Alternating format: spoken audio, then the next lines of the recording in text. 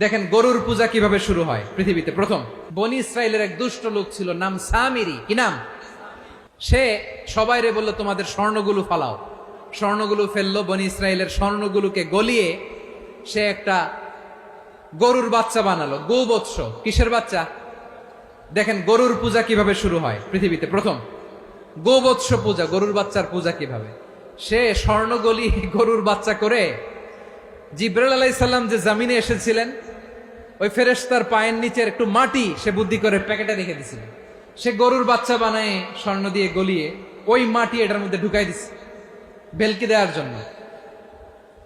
স্বর্ণ দিয়ে বানানো গোবৎস গরুর বাচ্চার গায়ে যখন সেই মাটি ছুঁড়ে দেয়া হলো, এখন বাছুরের ভেতর থেকে ভ্যাঁ ভ্যাঁ আওয়াজ আসতেছে। কি আসতেছে?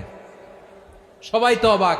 সামিরি বলে, আরে তোমরা যে 70 জন দিয়ে মুসা আলাইহিস সালাম রে পাঠাইছো ওইদিকে, এত ঘুরতেছে, আল্লাহরে খুঁজে পায় না, আল্লাহ তো এটার ভিতরে ঢুকছে। নাউজুবিল্লাহ বলবেন না? তোমরা যে 70 জন দিয়ে পাঠাইলা, 70 জন নিয়ে মুসা আলাইহিস সালাম খালি ঘুরতেছে, আল্লাহরে পায় না। পাবে কেমনে? আল্লাহ তো, নাউজুবিল্লাহ, এটার ভিতরে সেজদা দাও। এই সেজদা দিয়ে গেল। আল্লাহর নবী হারুন আলাইহিস সালাম বললেন, খবরদার, এটা সুস্পষ্ট শিরক। আল্লাহ সব গুনাহ মাফ করে, শিরকের গুনাহ মাফ করে না। খবরদার, তোমরা থামো। কে শোনে কার কথা? এই যে যেমন এখন আপনারা আমার কথা শুনতেছেন না? শুনতেছেন? হারুন আলাইহিস সালাম বললেন, খবরদার, এই শিরকি কাজে তোমরা সংযুক্ত হয়ো না। তোমাদেরকে কি মনে নাই আমার ভাই মুসা আলাইহিস সালাম কি বলছে? আল্লাহ শিরক মাফ করে না। খবরদার, শিরক করো না, আল্লাহরে ভয় করো।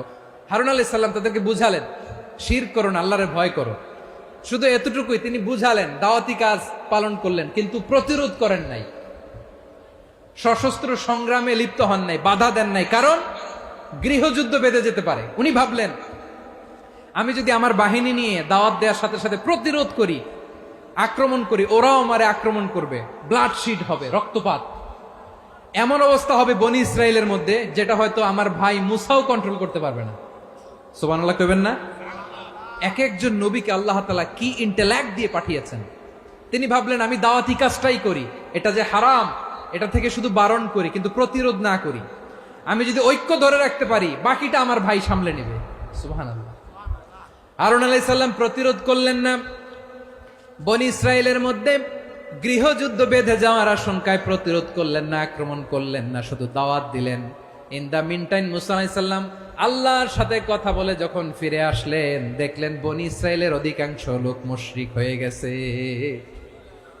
মুশরিক হয়ে গেছে। মুসা আলাইহিস সালাম রেগে গেলেন।